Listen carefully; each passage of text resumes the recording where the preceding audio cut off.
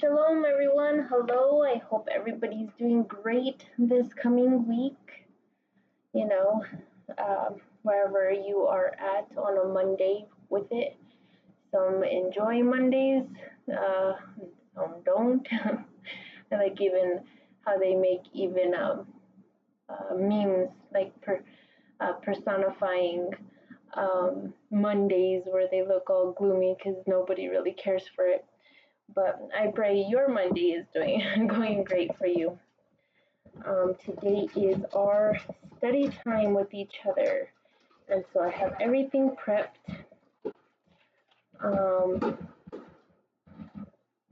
My husband let me know that the last time I recorded my teaching after the first failed attempt sounded a lot more like organized, I guess, or sounded more like I was prepped well. I guess because due to the fact that when I first read it, I don't normally read the material ahead of time. I come in the raw, just to show you that I come, I bring, I make time for it, and not all the time am I like prepped, and him being the teacher, well, of course he studies and gets himself prepped, so he kind of knows where everything's at. Me, of course, you guys are following along with me, so here you're seeing me like think on the spot while looking up the little letters by the words that could be known differently. And so he was letting me know that I sounded much more organized. And I was trying to make my way to reading it ahead of time just because, maybe that it is much better. It could be done better, but I'm just going to let Father work through me how he works through me. If I get it prepped ahead of time or I don't, I just make my way over here.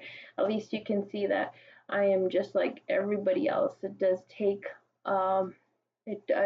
take that commitment to give him, to make time for him, because we can have such a busy schedule. And that's why he had us in mind when he gave us the Sabbath day, something for where maybe you don't have time throughout the whole week, depending on what your occupation is.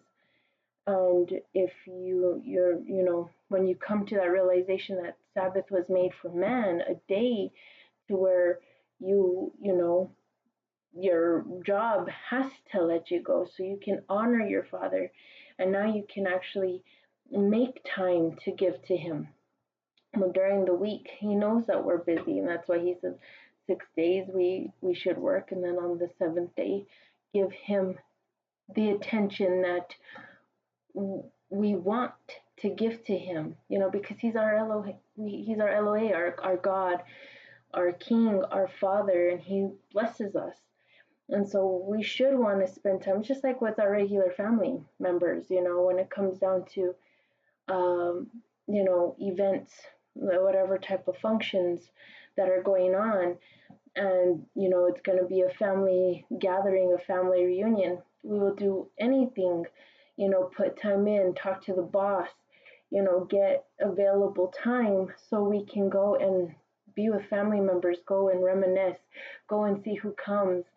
Sometimes you haven't seen relatives in so long, but this one's a weekly gathering, to be with him because of the fact that he knows we have busy schedules.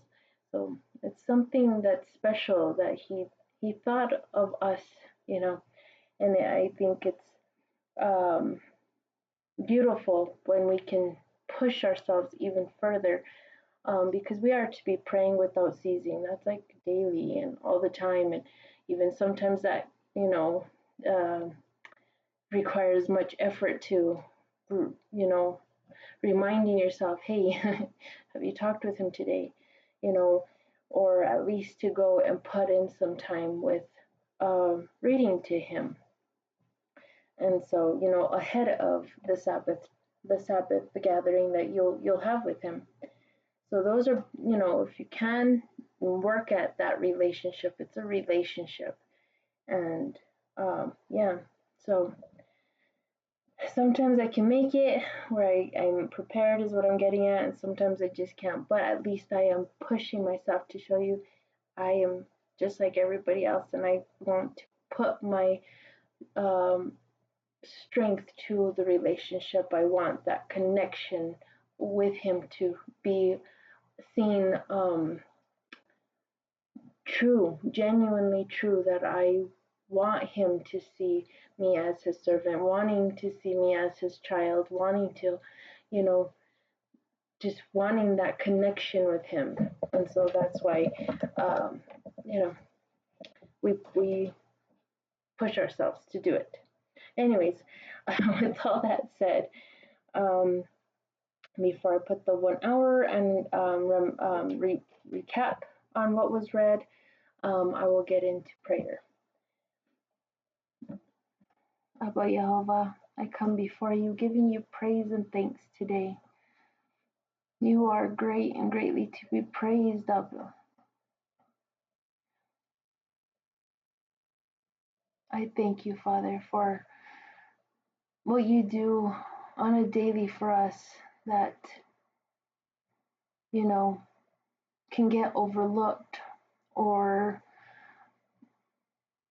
our busy schedule just can get the best of us, Abba, and we don't take that one moment to see something special, you know, even just at knowing that you woke us up. And so I look at every single little thing to give you praise and honor to your name, because there's so many things that you could do, and we would just have to accept, you know, there's so many things that you could do against us for what we don't even take time to appreciate, you know, that kind of sense. But I'm glad, Abba, that we have your word. I'm glad that we have your blessings. I'm glad that we have, you know, we just have you. And that's a lot, Abba. You are, you are sufficient enough for us, you know, sufficient for us. So I just thank you, Abba, for all that you do. I ask as we read your word today, Abba, that you help us to look at everything, consider what you're truly saying by it, put it into our lives if we see some, you know, similarity going on. We have these as our examples, Abba, to know how to serve you and what to learn by them and how not to serve you. Your word is truth, Abba, and it is for our living. So this way we are always in your presence, and that we can always know that we are guaranteed to have you near us.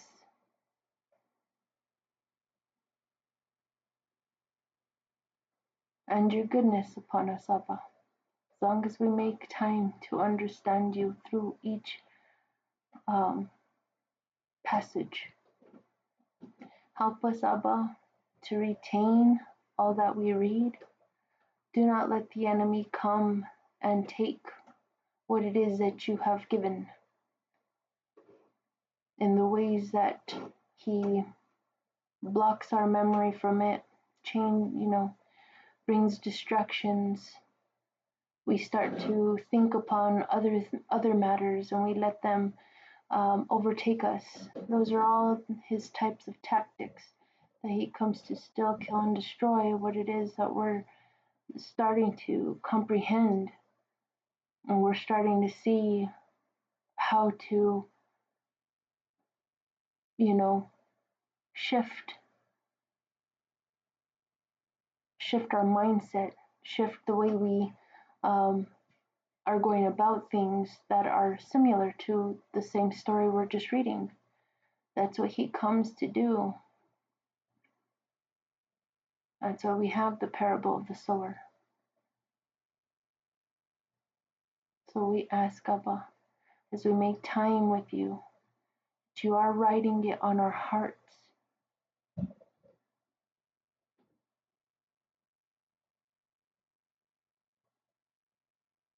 And we thank you, Abba, and we love you. In Yeshua's name, amen. Okay. I don't know if you guys caught that, but I was kind of like struggling in my prayer for a moment there. Sorry. I was hearing my son. He had just pulled up from work, and I know the sound that my door is going to make, so it was hard for me to really concentrate on how I wanted to, pray for our reading time with Father and to ask for his blessings to be near us. But we made it. We made it. He saw. He knows. He knows what I was trying to battle, or what I was battling right there for a moment. But we are here. We are now ready to give some time to understand what he said so long ago. Okay, so we just got done reading chapter 19 while recalling what we read from chapter 18. And we did get to see how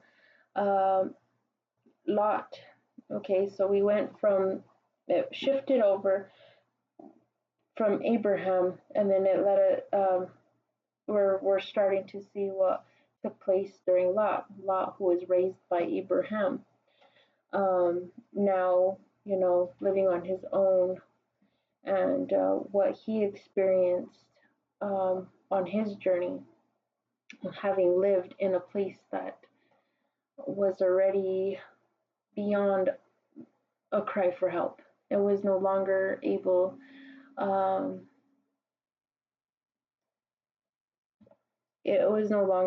to be pardoned. Father already had it up to here. And so we got to see what happened with that whole situation, what Lot was told to do, what ended up happening to his wife, and then where him and his daughters ended up finally, and then what took place with his two daughters and him. And after reading all that, I still was pondering, because you still do that after you take some time with Father. Oh, I forgot to put the hour mark. Sorry. All right, 1 hour.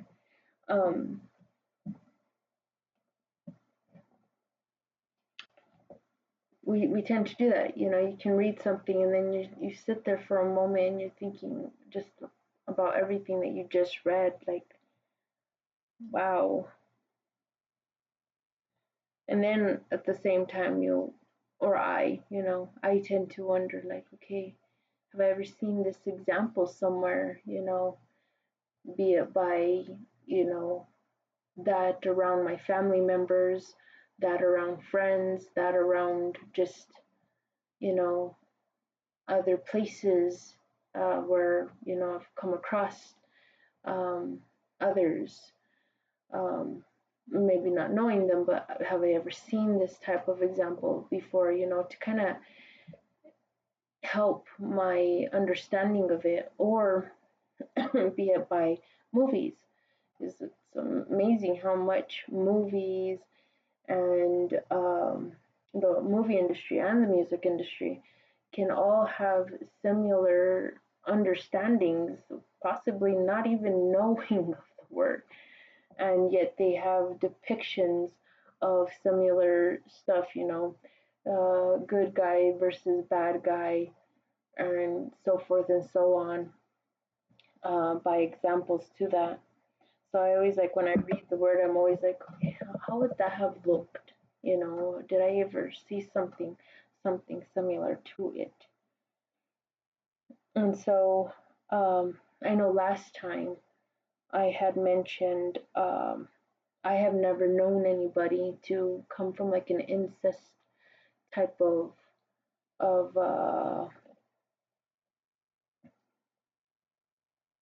um, incest type of home, you know. And it's not to say that all incest is bad. It's not. When we get to the laws, we're going to see who you can actually have if you're going to keep it within the family, where it is permissible, but it's not with certain family members. And I had never met anybody until I got married to my husband, and then when I found out his grandparents were cousins, they're married cousins, and then he also has another cousin within the family that's also married to another cousin. So that was just like I had never known stuff like that, but this one was not in the right. As we will get to the laws, we'll see that. But having thought on it, I was just wondering, like, okay, because we see Lot didn't know when they, you know, laid down and when they rose up.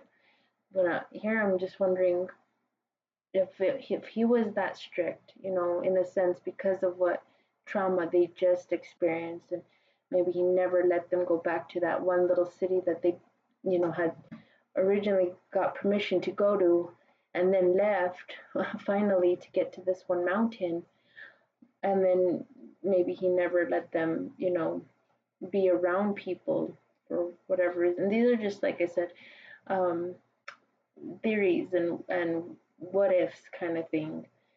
And but eventually their bellies would have start showing themselves. To me, I wonder what went through Lot's mind. Like, how did this happen? And what kind of story did they give him? Especially if he raised them with what I'm thinking possibly that he got raised of knowing, because I mean, obviously he knew these angels. And I believe he would have been told exactly, by his uncle Abraham how to live as well.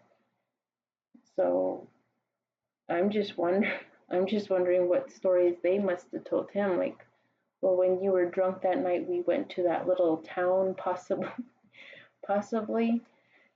just the story's not there. But like I said, my mind always drifts even further with what is being said with Father, just because that's my kind of relationship with him. Like, what could this have been, and what was this like, and you didn't carry it on. But anyways, that's besides the point of what we see here, of what actually took place, and that was just actually to put out there and ponder on. Okay, so let us carry on. We are in chapter 20 now. And now we see Lot's story is no longer there. And now it goes back into Abraham. And Abraham moved from there to the land to the south, and lived between Kadesh and Shur, and lived in Gerar. Gerar. I'm hoping I'm saying that word right. Abraham said regarding Sarah, his wife, "She is my sister," because he was afraid to say, "She is my wife," lest the men of the city killed him because of her. Abimelech the king of Gerar. Okay, so here we see a repeat of what um, Abraham already had done to Pharaoh. Okay, so if you can recall that time of what happened to Pharaoh during that encounter with Abraham, and now we see where Abraham is um, still carrying that same type of like, I need to say it this way in order for my life to be okay.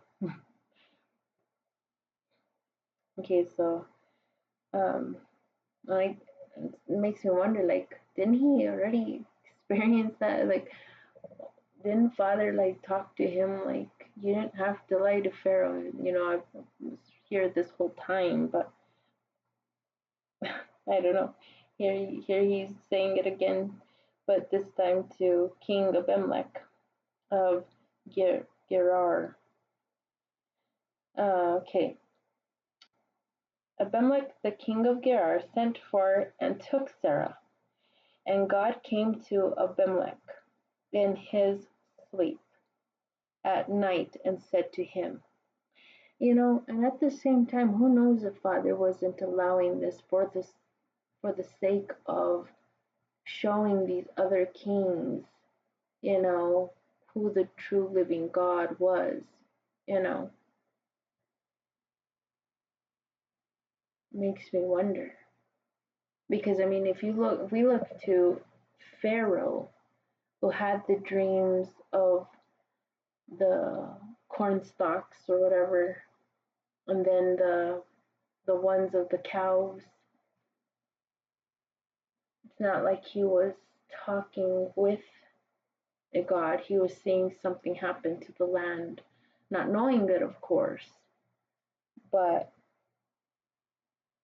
I'm wondering if they actually got to see or hear audibly in the dream something like what we see Joseph, Mary's um, fiance,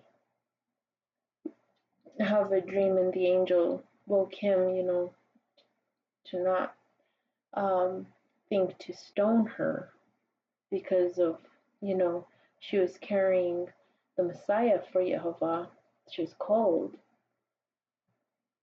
So, depending on how, you know, kings dream, maybe they've never really seen their own gods that they believed in actually speak to them. So maybe it wasn't good. You know, Father has a purpose for all things as to why he lets certain things happen because then, well, okay, you didn't go with plan A the way he probably was hoping you would trust him by. So he's now saying, okay, now you're going to go in plan B where I thought, okay, well, just in case, okay, I can still work with this. These are just thoughts in my head when, you know, I've read certain parts as to like, why didn't they just wait? You know, and maybe it is due to just Father just, he hopes you to go with planning, but he also has everything set up for just in case you, you know, overstep him with your own ideas to doing what it is that you think that, you know, he's just giving you the approval. Now you just have to put the pieces together rather than just waiting for him to do it. Unless that is his plan A and and you yourself uh, are working it and not even knowing it. But I mean, there's a lot of ways to think on it. That's just how my mind processed with Father. Like, well, if they would adjust, or how come you let this, and all these possibilities. So that's another thought that just came to me as to like maybe he was okay with um, Abraham doing what he was doing to these kings because it gave him an opportunity to really show these kings like I am the true God here. And so I don't know, just the thought. Okay, back to verse 3, sorry. And God came to Abimelech in his sleep at night and said to him, Look, see, now here you see there's a conversation. I wonder if, I doubt if any of the other pharaohs, when they dreamt, probably dreamt stuff that they just didn't know. You know what I mean? They said, I'm sorry, I'm so stuck here, but this is just like, this is the way, like, it comes to me. Um, you have the king from Babylon, he woke up from a dream. He wouldn't tell any of his wise men because he didn't want them to pull one over him with a made up story. So he's like, one of you needs to interpret my dream, you know. And if he can't, if he's never heard from his own gods, and now Abimelech, just like Pharaoh, he's getting to hear, um, he's getting to hear the voice of Father. The one with Pharaoh, I'd have to go back, but I don't think Pharaoh heard. I think Pharaoh just figured it out because they all got plagued, they couldn't have any children. And so he could sense something was wrong, and he's just like, how he associated it to Abraham to get the healing back. But then at the same time, maybe he did. Maybe he did hear from Father. Wait, I don't see it from there, but here I see it. So maybe this was his way of introducing himself to these mighty men, that worshipped many gods, that they've never really heard from a god, and now they're hearing from the God that is the only one. So that's just a thought. Okay, so once again, sorry. And God came to Abimelech in his sleep at night and said to him, Look, you are about to die because of the woman you took. She is married to a man. Abimelech hadn't touched her. And he said, Lord, will you destroy an ignorant and righteous nation? Didn't he himself tell me she is my sister? And she herself told me he is my brother? I did this with a pure heart and righteous hands. And God said to him during his sleep, And I knew that you did this with a pure heart, and I spared you so that you wouldn't sin regarding me. For this reason I did not let you touch her.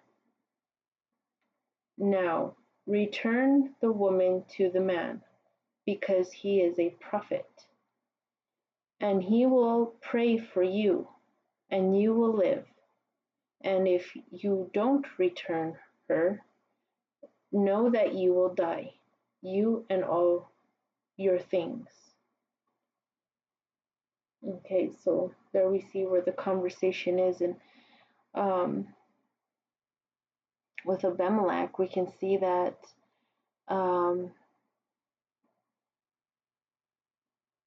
he at least feared in the in respects, right? Some through the kings that we've been able to understand, if you recall your own readings or teachings from others, some of them have much attitude and they could care less about Yehovah. But this one, Abimelech, seems really, kind, considerate to respecting Yehovah. Because, I mean, Pharaoh during Moses' time, Ramesses, I guess, is that the name? I can't recall at the moment, but he seemed to have an attitude when Moses presented Yehovah before him in regards to Yehovah's people, and he's like, I don't know who your God is, and nor will I let his people go. So he had much attitude, but this one seemed to, and there are many people that, despite the fact that they have a different belief of their own type of religious ways and deities, with them even having respect to know that gods do things. Um,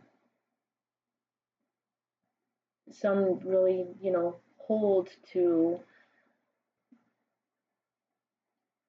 the respect of faith, hold to the respect of supernatural and um, spirituality, I guess. And they do, and some have that respect, and some are like they're going through the motions. Some don't really believe it, even though they could be, in that religion. They're there punching their, time card in, but not because they truly believe. Many people are on different levels of beliefs, but this one we can see that Abimelech spoke to him, with that respect. And at the same time, he's like, it's not fair. He's like, I did this with, I did this in the right of it. I didn't take her wrongfully. I didn't know.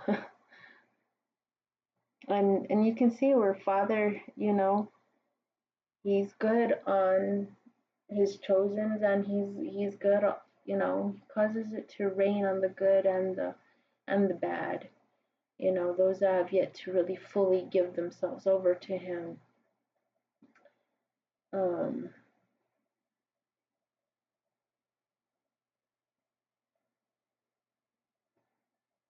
so he even gave him like warning ahead of time, and I wonder if that might even be where Father.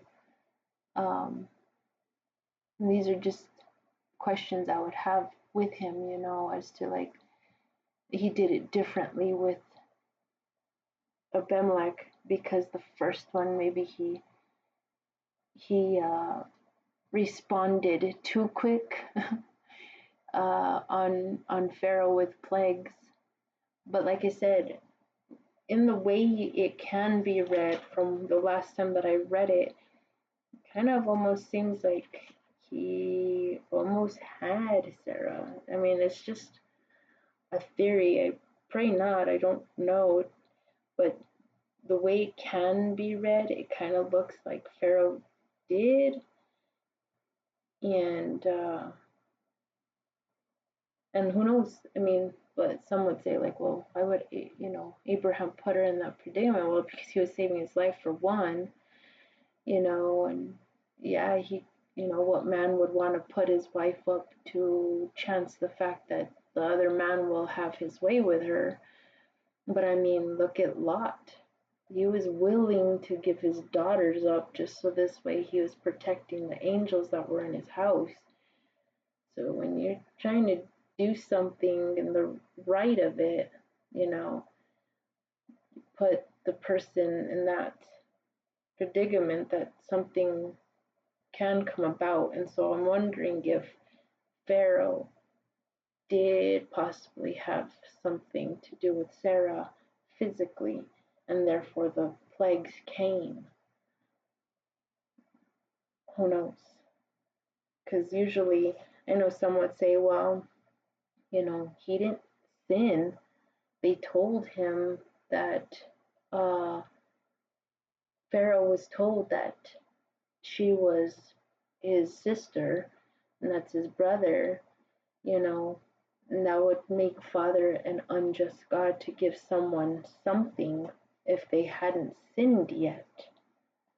So I'm wondering if by possibility, by possible, that Pharaoh did, and Father didn't respond, um, possibly didn't come in right away at the moment he should have warned him, and then the plague came upon him. These are just These are just the way I think with Father. I don't know. It's not there. Um, but I know some say, Father wouldn't do that unless sin actually happened. I don't know. I don't know. But here we see where from that incident, I think now Father's like, I'm gonna warn this one ahead of time so nothing does come out of this. So who knows? Okay, so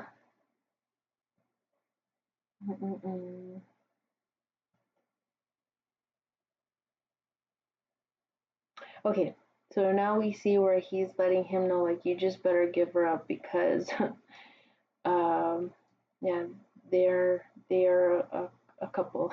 That's his wife. He's of not, then you're going to reap the consequence. So it might have been one where Father with Pharaoh was like, this happened. Now I got to take action. I don't know. I don't know how to look at it. Okay, verse 8.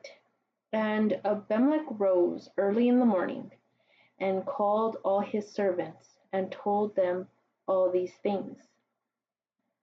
Okay, and cut the little. I did, before I got started, I did try to find the little letters so I can read them ahead of time so I don't have to go back. So there is a little letter A here by things. Okay, and Abimelech rose early in the morning and called all his servants and told them all these things. And that can be said all these words in their ears. Okay, so that's another way of reading it. And all the people were very afraid. And Abimelech, see, they were all very afraid. Just imagine. Now Abimelech is now witnessing on behalf of Father. Now he's like, I'm just wondering if all these kings never have had an encounter with their own gods, but now he's being a witness for Father. Now he's told, his people here because they're afraid, and he's like, look, I've been lied to, but having been lied to, the God of this man came to me in a dream and spoke to me. So now we have Abimelech witnessing. Okay, and now the people were very afraid.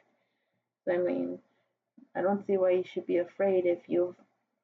Okay, and this is just my thoughts. If Abimelech had many gods, and you would think, oh, well, I talked to my God such and such, and shouldn't be something frightful. But if you haven't heard from your gods, but then this one God comes, and you're just like, now you're like, oh my God, I've actually heard from a God, depending on if you have many. Okay, so, and all the people were very afraid. And Abimelech called Abraham and said to him, why did you do this to us? Did we do any wrong to you, that you brought great sin upon me and my kingdom? You have done me a deed that no one would do. Abimelech said to Abraham, knowing uh, this, why did you do this? Okay, so Abimelech, he was throwing it at him, like, why? What did we do to deserve this? Like, why did you make us do this? And I can't recall the scripture where it says even the nations could teach the children something. Do you remember where that is at? Where even like the outside world teaches the children of God?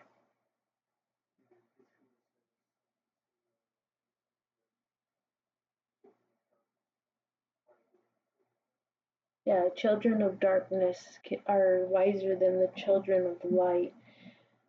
Um, in a sense, where they can call you out and be like, "What? You sure you should be, honoring your God like that?" You might imagine being put in your spot, like, why are you doing what you're doing? Like I thought that goes against your beliefs, your God, something to that. Let me. I'm trying to see if I can pull it up. Uh,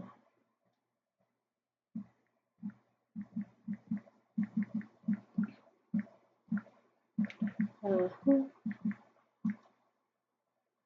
oh, here we go. Okay.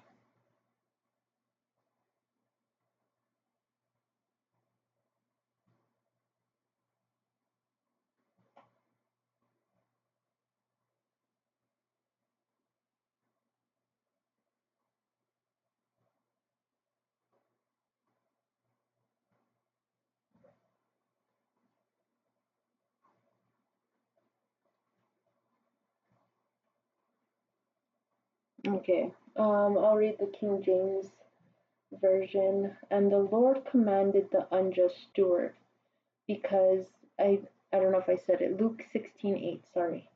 And the Lord commanded the unjust steward, because he had done wisely. For the children of this world are in their generation wiser than the children of light. Okay, and that's just by one example to kind of go over with what I'm saying. That sometimes, you know, we don't watch ourselves. We can reflect Father wrong, and then we can also be put in our place. Like, why did you do what you did? Like, we wouldn't have done that. Like, and he says, knowing this, why did you do this? Like, that was wrong. You knew what you were doing, and you still did it, and you brought this to my place. Like, why?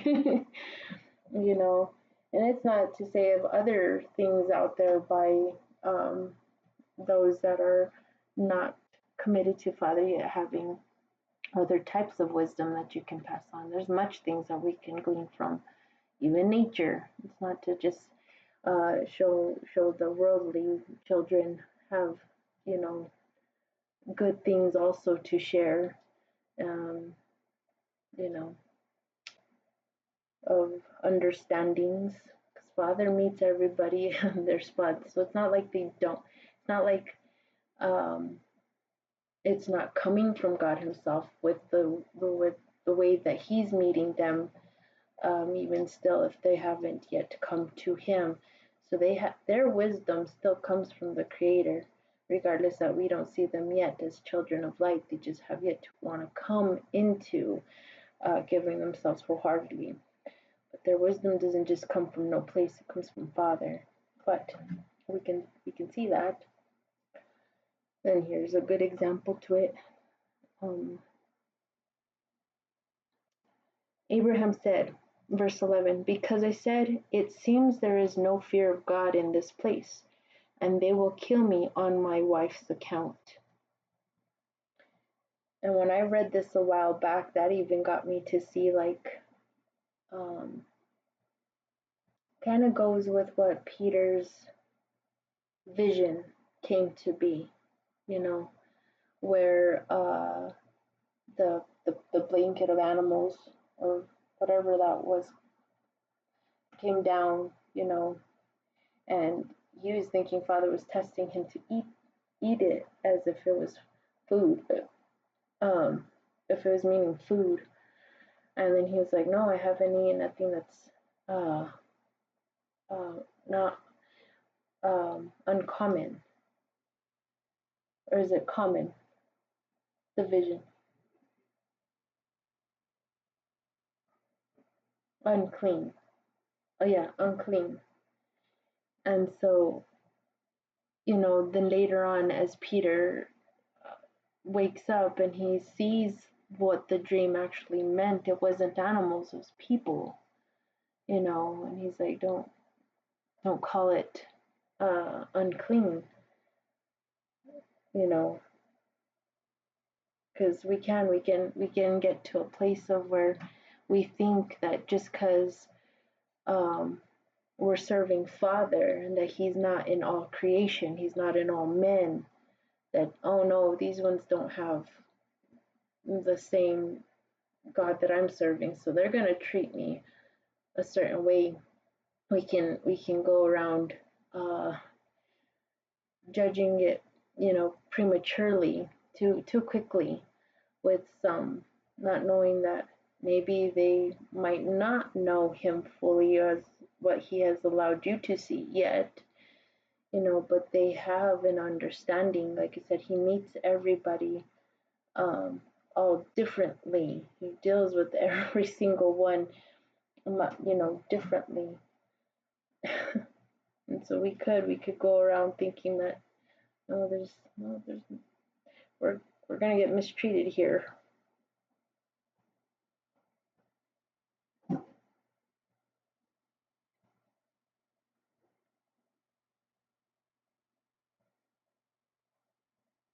Okay, I'm sorry, I'm just trying to find my spot again. Okay, it seems there is no fear of God. Yeah, verse 11.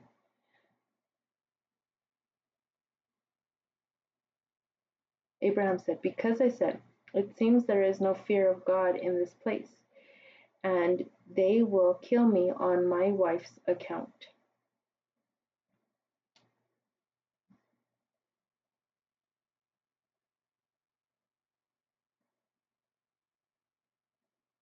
Because actually she is also my sister from my father, but not from my mother. Okay, so they are siblings. Okay, they just don't share the same father. I mean, they they share the same father, but not the same mother.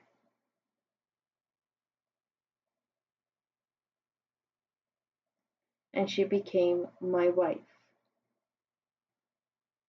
It happened when Yehovah led me out from the house of my father, and I said to her, do this righteous act for me.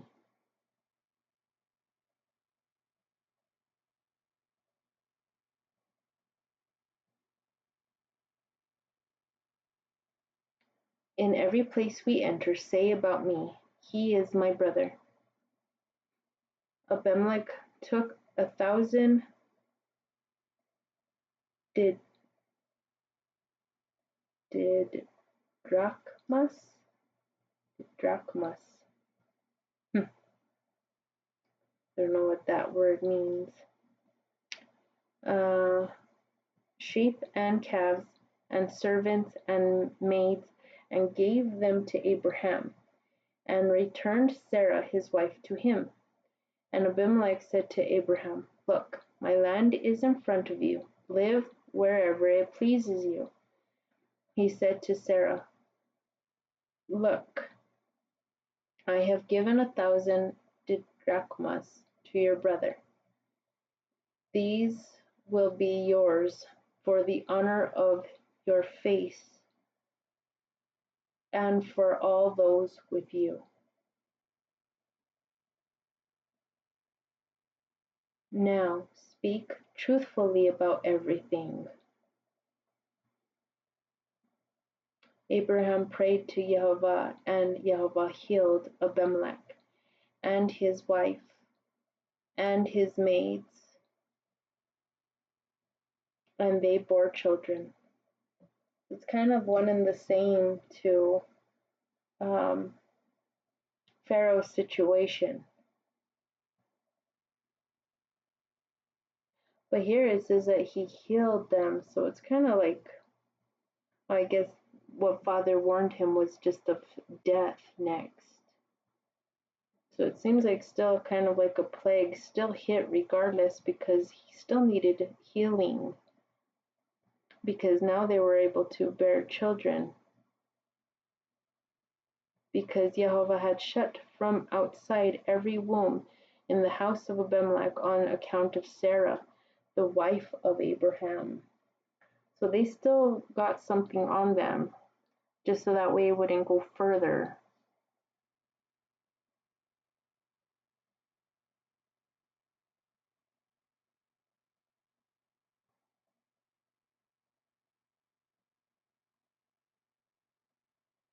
I guess this also lets the other people know who prophets truly have Father with them, or who he's actually working through. Because, honestly, we could see that Balaam, on what he was trying to do for Balak, and he was something of, where I guess he practices dark arts and he could go through the spiritual realm or whatever. But he wasn't going to get the permission of Israel's God.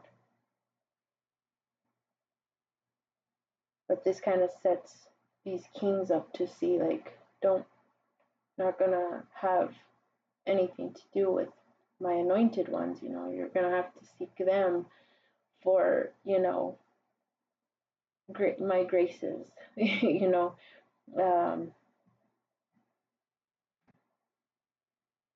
you think to try anything, I guess, with my chosen vessels. And so, yeah, he still had to go and seek Abraham for his healing.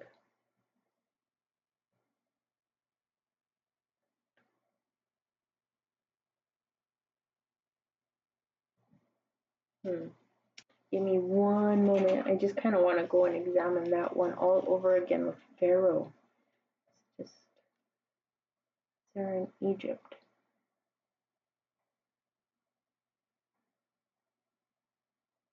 Okay, we here on Genesis 12, Genesis 12, verse 17. And God afflicted Pharaoh. Let's go here real quick.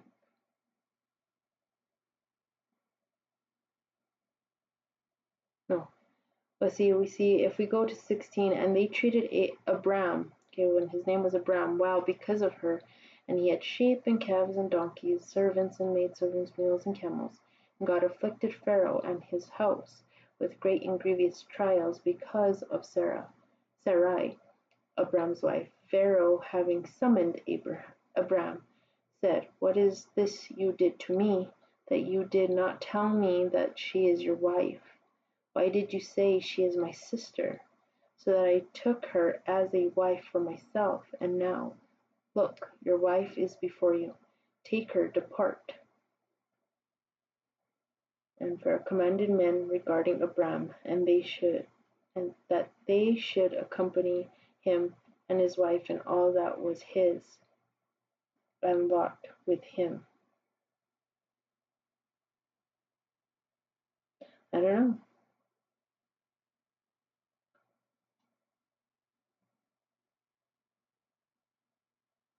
It doesn't say that Abram prayed for him.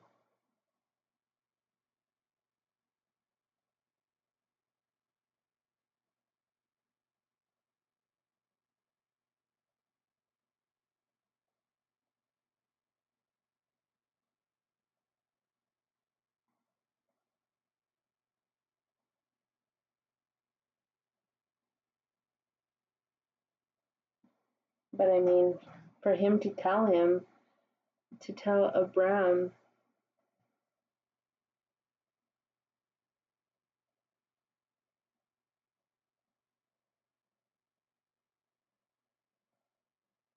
why didn't it says, "What is this you did to me, that you did not tell me that she is your wife?"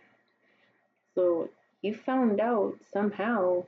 That's, I'm guessing, Father must have met him in his dream and told him what to do.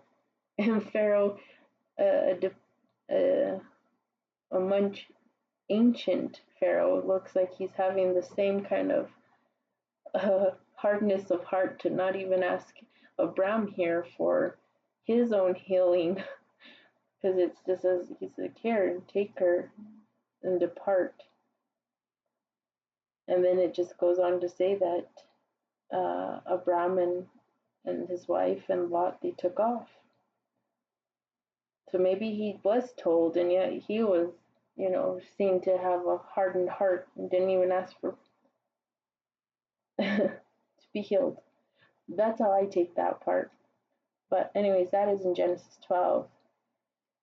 And here we do see where Abimelech did as Father had told him what to do to get his healing back.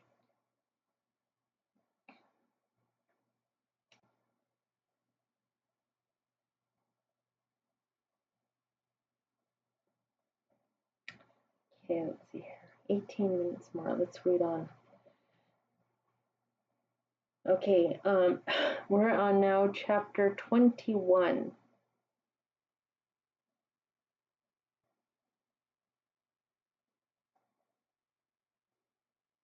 Oh wait, I don't know if I finished that one last time. Sorry. Abraham prayed to God, and God healed Abimelech and his wife and his maids, and they bore children. Because Yehovah had shut from outside every womb, okay, we did, in the house of Abimelech, on account of Sarah, the wife of Abraham. Okay. Chapter 21. We have for titles, just to help us see what it's going to be in regards to the birth of Isaac, Hagar, and Ishmael sent away, and then covenant with Abimelech. Okay, so those three titles within this paragraph.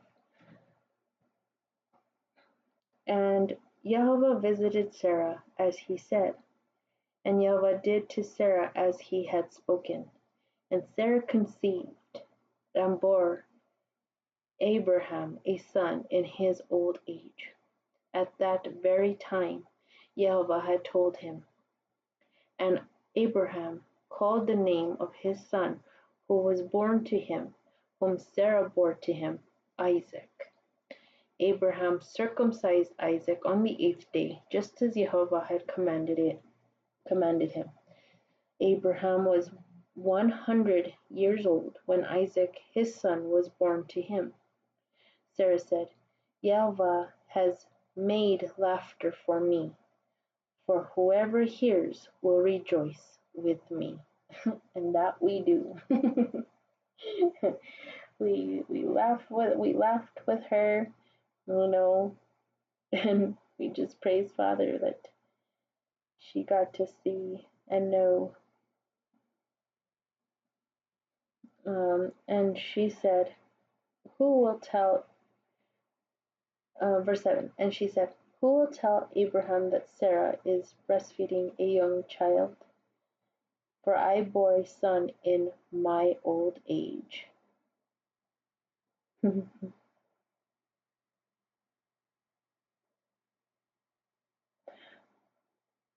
And the infant grew and was weaned, and Abraham held a great feast on the day when Isaac his son was weaned.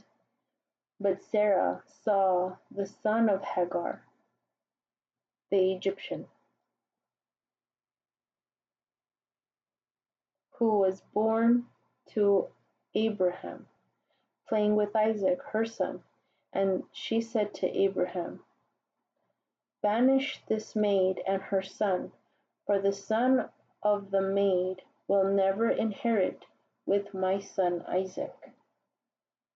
But the matter seemed very harsh to Abraham regarding his son Ishmael. God said to Abraham, don't consider it harsh.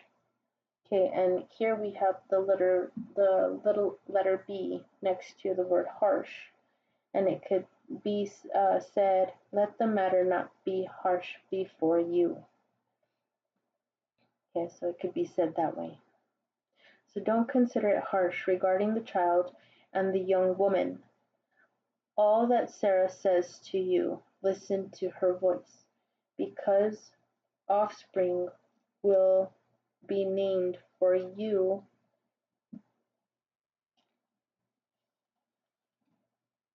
through Isaac. Okay, so offspring will be named for you through Isaac. And as for the son of this maiden, I will make him into a great nation, because he is your offspring."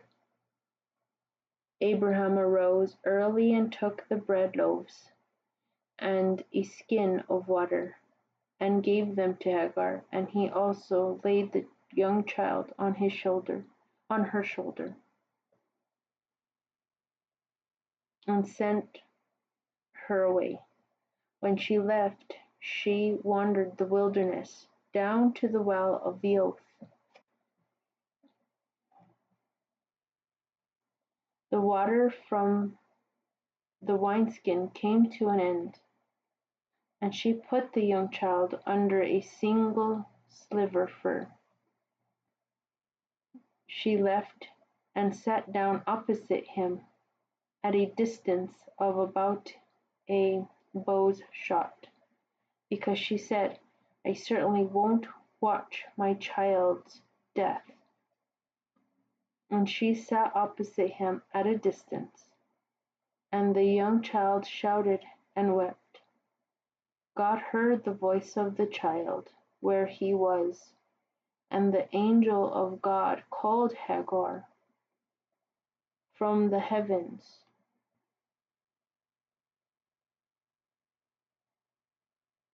and said to her, What is it, Hagar? Don't be afraid, because God has heard your child's voice from where he is. Stand up and take the child and hold him with your hand,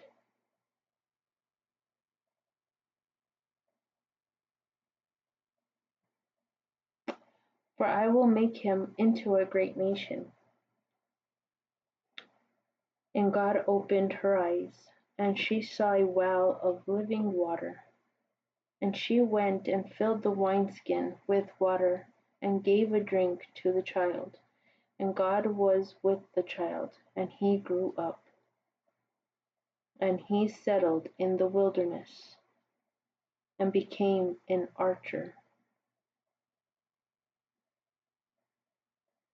And he settled in the wilderness of Paran, and his mother took a wife for him from the land of Egypt. And there we have that part. I guess I can go over it when I'm all done with the whole chapter. But we see fathers with everyone. And we see right there in verse 20, regardless that, the chosen child was Isaac, but father wasn't going to leave him, not without knowing, him also. And God was with the child, and he grew up. Verse 22, let's carry on. It happened in the time,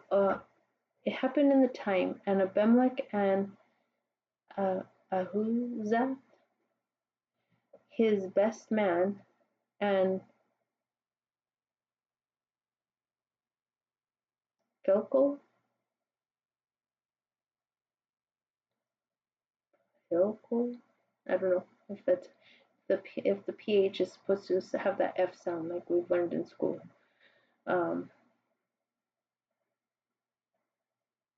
The commander-in-chief of his army spoke to Abraham,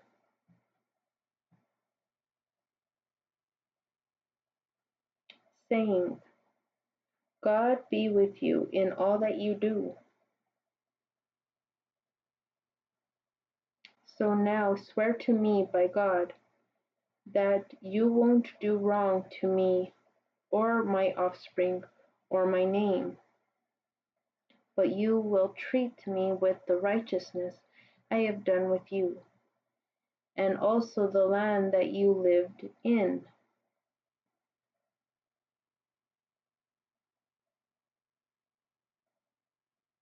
And Abraham said, "I will swear it."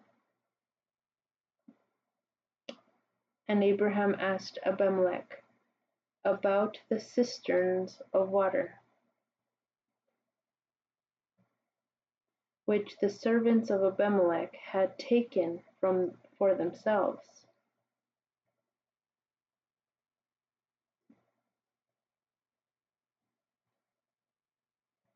And Abimelech said to him, I didn't know who did this thing, and you didn't report it to me, and I didn't hear about it until today.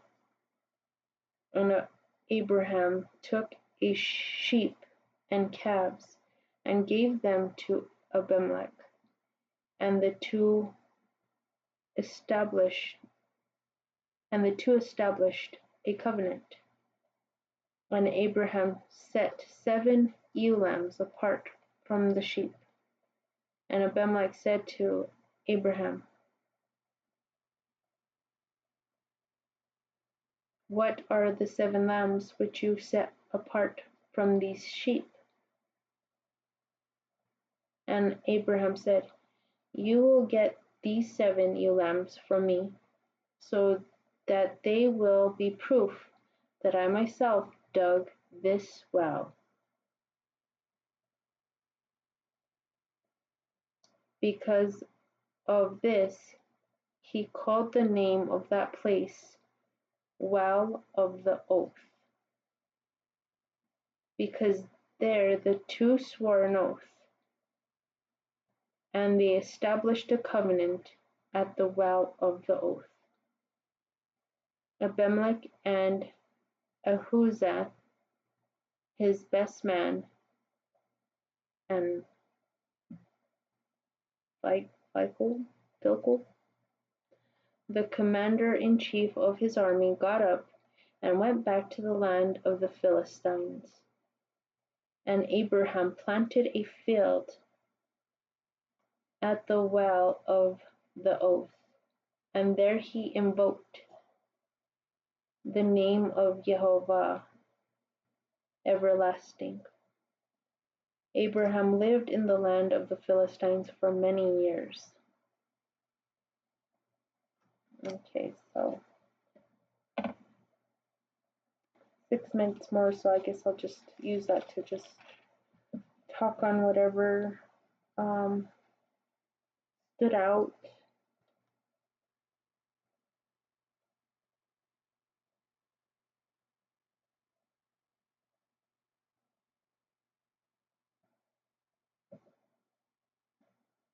So we can see that Abraham, when he talked to Abimelech about the situation, he didn't he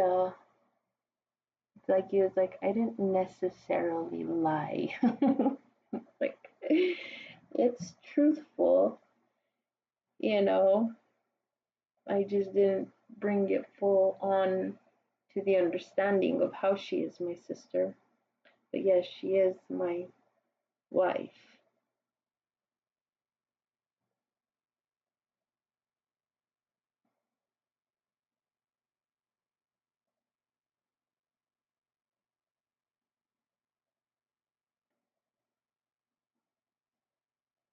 And see, and even there, even in the law, their marriage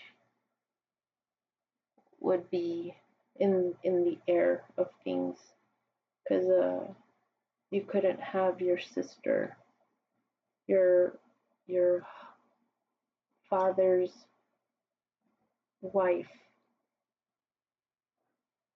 her daughter, even if it was of a different mother, if I'm not mistaken. Don't quote me on that, but we're gonna get there. It'll come back to me much better. But if I'm not mistaken, I think it's not just your own mother's daughter, which would be your, biological sister. But I don't even think that you can have the sister of your father's wife if he has another one.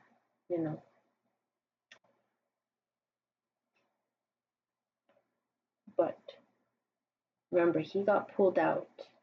Abraham got pulled out. And I guess through all these that father got to see of who he was pulling out and what their beliefs were at one point. And father finally came into like making something in writing for us to know what he does not care for. Could be these things that what our backgrounds do, are. And he's like, that's not how you're going to live your life among me. Once you come into me, it's totally different. So that's just one area.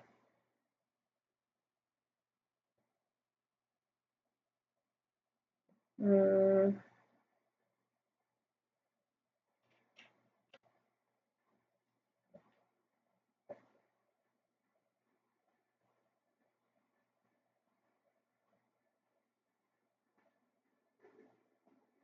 and so that's where we got to see Hagar and Ishmael got sent away,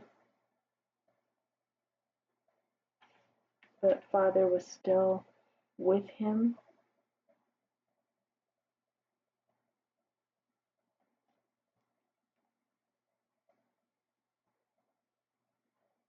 And then with Abimelech, again with Abraham. Abimelech just wanted to, make sure that, I guess, nothing was gonna come to odds within their relationship, I'm assuming.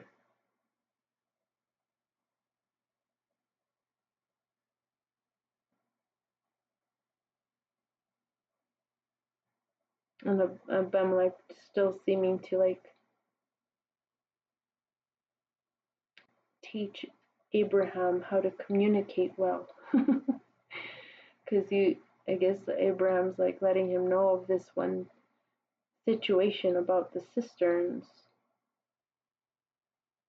But Abimelech's like, I didn't know about this situation.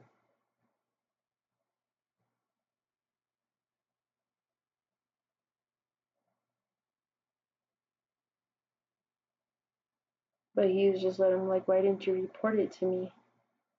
He's like, I didn't hear it until now. And he's like, let's communicate here. And now Abraham's like, look, okay, here are some ewe lambs, okay, and this well now. You will know I have dug this, okay? He's like, I'm gonna practice what you're telling me here. You want me to communicate? Well, I dug this now for myself. Okay, so this one's mine. Because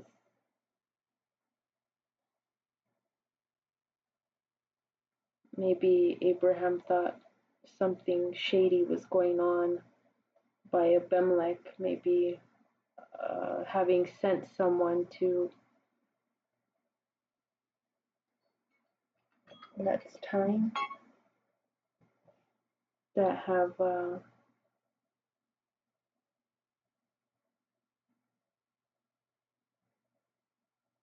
had taken for themselves. The cisterns were taken for the servants of Abimelech. So maybe, Abraham thought Abimelech gave his servants. But sometimes sometimes a boss doesn't know that certain things are happening in, his own employers. Things could be happening, and yet someone on the, that is having some type of like contract deal or whatever could be thinking, is he trying to do something, you know, disrespectful to me? I thought we had it good, and now why did he let his servants take them? Here he's like, no, let's, you and I communicate, let's communicate here. He's like, I didn't know this happened to you. There's a show we watched a while back, and I can't recall the title of it, but it was to show the, it's, I guess, some type of like reality show, but bosses can call it. It's not like it's not the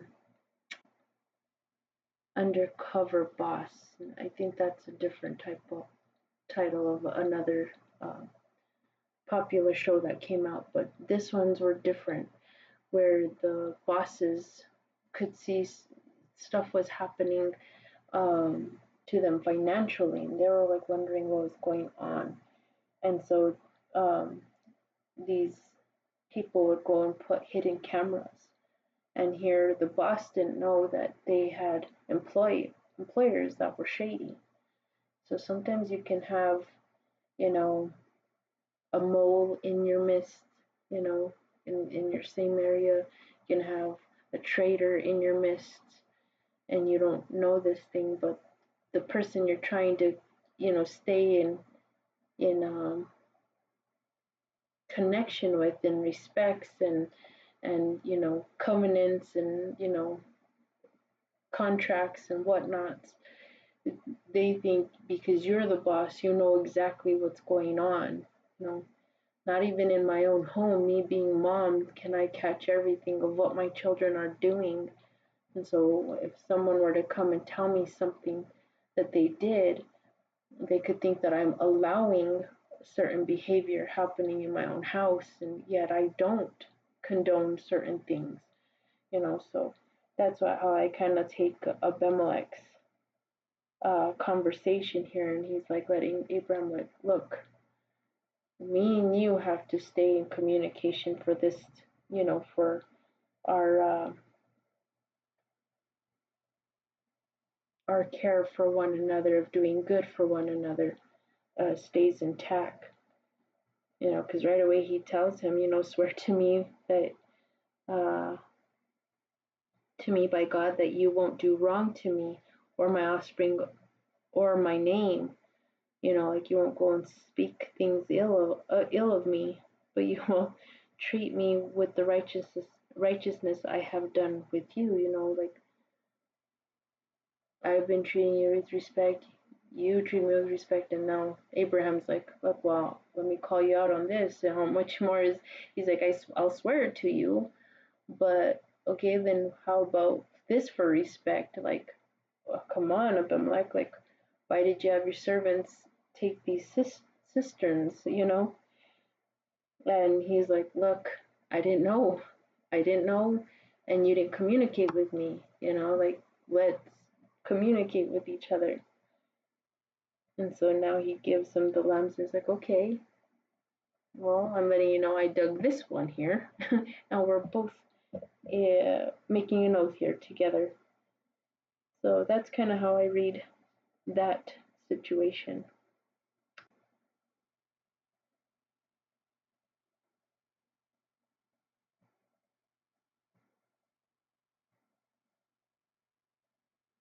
So yeah, that's my thoughts and understandings for today. Our timer went up. I hope you kind of see where I was coming from, and how I communicate with Father, exactly through the way I study with him, and how all these possibilities could be a thing, and so forth and so on. But yeah, just going back to Abimelech, though,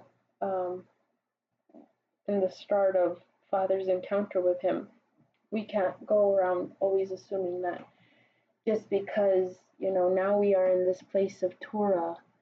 Don't get me wrong, there is those cases where it's just not until you go forward and talk with others will you see um, that you possibly won't be, um, you know, respected, or maybe misunderstood, or maybe not even cared about, due to, because you just, well, they don't know, they don't believe my way, kind of thing, and right away think that they wouldn't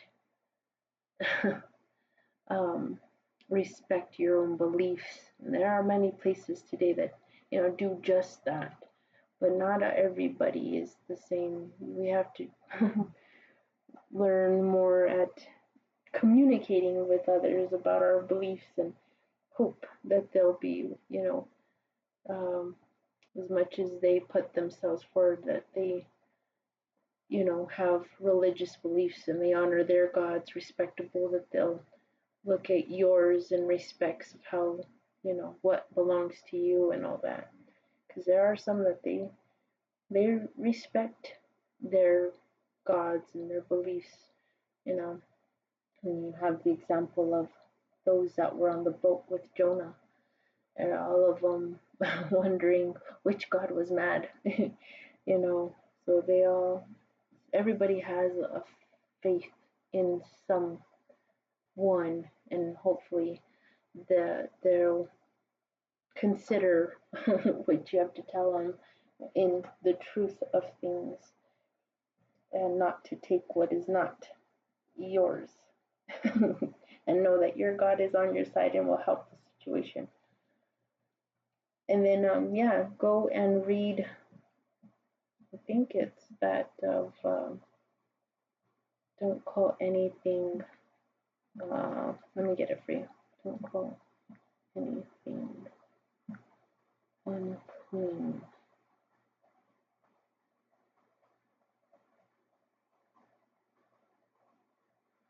The voice spoke to him a second time. Don't call anything impure that God has made clean.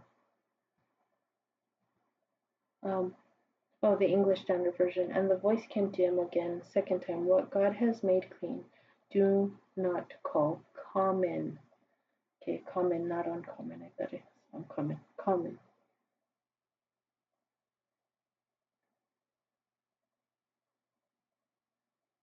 Okay, and then that's when he got to go and meet Cornelius.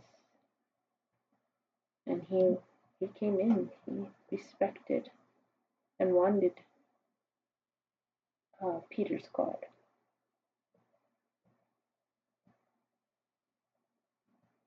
But anyways, I pray this was a blessing to you, and that it got you to see where my mind went with it.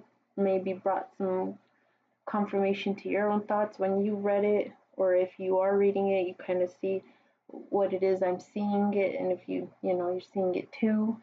This is I enjoy my one-to-one time with Father, just to really like look at everything, at what is stated, and then, like I said in the beginning, and try to look to what you can see, in your atmosphere, in your environment, of examples to it, or what you might give attention to, like if you are still you're seeing some shows or whatever that depict it.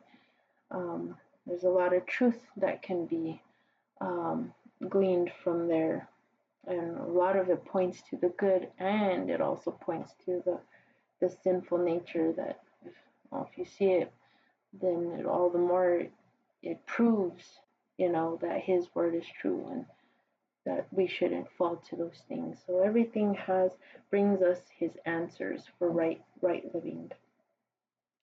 But I hope you enjoyed our study time.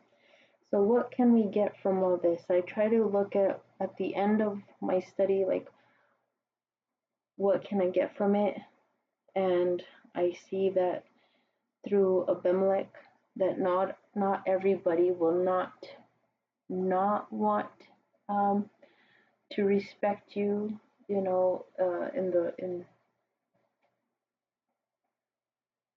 that they won't not want to respect you. They will. No, don't be afraid to tell them the truth. That's what he was wanting to know. Like, why did you? Because a lot of things we do can bring consequence, and that even that to others that don't have your father. So he was just like, why did you bring this? And you knew you were bringing this to me. Not everybody's not going to have a good response with it, and yet he still had a good relationship with Abraham. So it seems for right now. I know we still have a bit to go. I think with Abimelech still being in Abraham's life. I'm not sure though. For right now, from what I remember, anyways. But you can still have peace with someone that does not, you feel might not have a father, or no, they don't. You might know they don't yet, you know, fully. But it's not to say that they won't respect you and him. And then,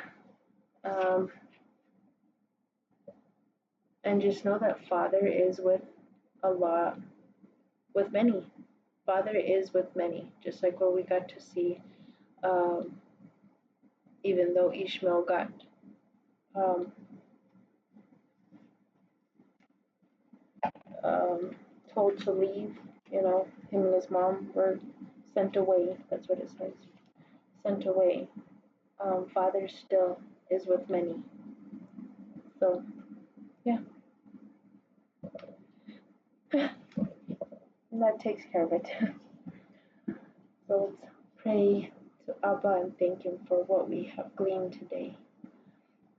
Abba Yehovah, I thank you for this one-to-one time. I pray that what I'm kind of looking at what your word was saying in them, and then, it pulling other verses that I recall, and, that from the writings of the New Testament followers, what kind of like even holds true to even these situations from long ago.